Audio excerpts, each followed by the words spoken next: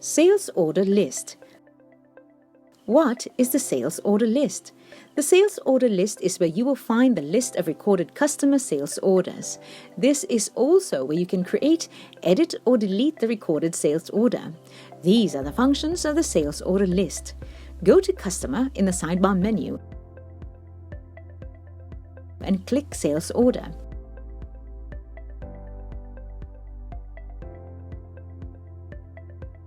In the Sales Order window, you will notice the following functions. First, Date Range. If you wish to filter using the date of the transaction, set the desired date from and date to, then Apply.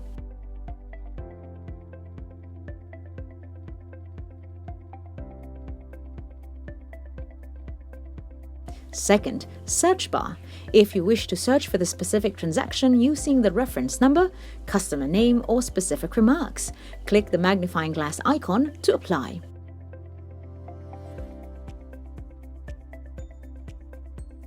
Third, Advanced Filter.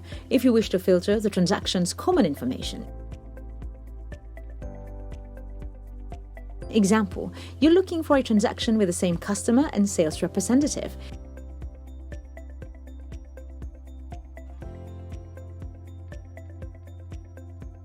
To filter, click Apply.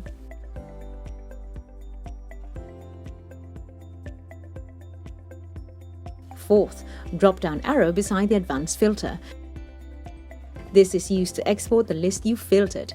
The exported data will be in an Excel file format.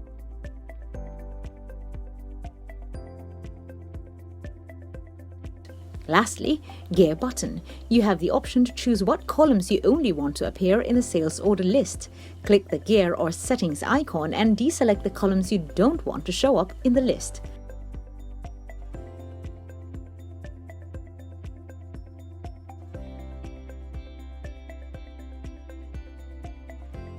On the other hand, you can right-click a certain transaction and select from the following options. Attach, if you want to attach a document to the transaction.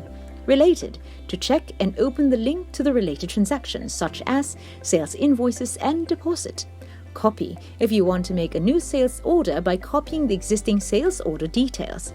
Email, where you can email the sales order copy to your customers or other recipients. Close, if the pending sales order will not be served and no further delivery to customers is expected. You can close the sales order to take it off from your pending list.